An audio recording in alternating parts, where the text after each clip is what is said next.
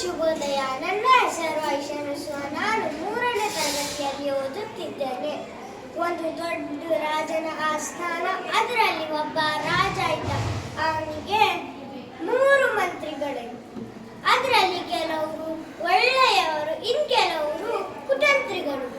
ಯಾರು ಹೇಗೆ ಅನ್ನುವುದು ರಾಜನ ಮನಸ್ಸಲ್ಲಿ ಒಂದು ದೊಡ್ಡ ಪ್ರಶ್ನೆ ಆಗಿತ್ತು.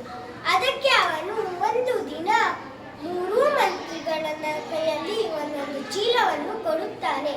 ನೀವು ಕಾಡಿಗೆ ಹೋಗಿ ಒಳ್ಳೆ ಒಳ್ಳೆ ಹಣ್ಣಿನ ಆರಿಸಿ ಕೊಯ್ದು ತರಬೇಕು ಅಂತ ಹೇಳುತ್ತಾನೆ. ಸರಿ ಅಂತ 3 ಮಂತ್ರಿಗಳು ಕಾಡಿಗೆ ಹೋಗ್ತಾರೆ. ಮೊದಲವನು ತುಂಬಾ ಪ್ರಾಮಾಣಿಕವಾಗಿ ರಾಜರು ಹೇಳಿದ ಒಳ್ಳೆ ಒಳ್ಳೆ ಹಣ್ಣಿನ ಆರಿಸಿ ಕೊಯ್ದು ಚೀಲದಲ್ಲಿ ತುಂಬಿಸಿಕೊಳ್ತಾನೆ. 2ನೇ ಅವನು ಕುತಂತ್ರಿ ಬುದ್ಧಿಯಲ್ಲಿ ಸ್ವಲ್ಪ ಉಪಯೋಗಿಸುತ್ತಾನೆ.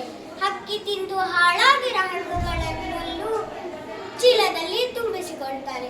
3ನೇ ಅವನು ಕೇಳ್ತೀರಾ, ತುಂಬಾ ಸೋಮಾರಿ ಮತ್ತು ಕುತಂತ್ರಿ. ರಾಜ ಎಲ್ಲಿ ಚೀಲವನ್ನು ಬಿಚ್ಚಿ ನೋಡ್ತಾರೆ ಅಂತ ಬರೀ ಕಸ, ಕಡ್ಡಿ, ಮುಳ್ಳಗಳನ್ನು ಚೀಲದಲ್ಲಿ ತುಂಬಿಸಿಕೊಳ್ತಾನೆ. 3 ಮಂತ್ರಿಗಳು ಆ ಸ್ಥಾನಕ್ಕೆ ಬಂದು ರಾಜನ ಮುಂದೆ ಇಡ್ತಾರೆ.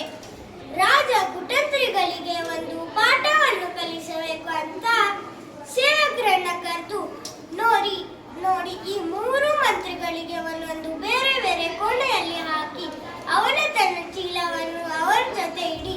ನೀವು ಊಟವನ್ನು ಕೊಡಬೇಡಿ. ಅವನು ತಂದವನು ಹಣ್ಣುಗಳಲ್ಲಿ ಹೊಟ್ಟೆ ತುಂಬಿಸಿಕೊಳ್ಳಿ.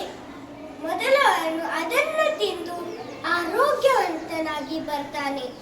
2ನೇ ಅವನು ಅದನ್ನು ತಿಂದು ರೋಗಿಯಾಗಿ ಬರ್ತಾನೆ. ಬರೀ ಕಸ, ಕಡ್ಡಿ, ಮುಳ್ಳಗಳನ್ನು ತಂದವನು ಅದನ್ನು ತಿನ್ನಕ್ಕೆ ಆಗದ ಹೊಟ್ಟೆ ಹಸುವಿನಿಂದ ನಿತ್ರಾಣನಾಗಿ ಬರ್ತಾನೆ. ಈ ಕತೆ ಒಂದು ಒಳ್ಳೆ ಸಂದೇಶವನ್ನು ಇಡುತ್ತಾನೆ. ಒಳ್ಳೆ ಕೆಲಸಕ್ಕೆ ಒಳ್ಳೆ ಪ್ರತಿಫಲ, ಕೆಟ್ಟ ಕೆಲಸಕ್ಕೆ ಕೆಟ್ಟ ಪ್ರತಿಫಲ. ಧನ್ಯವಾದಗಳು.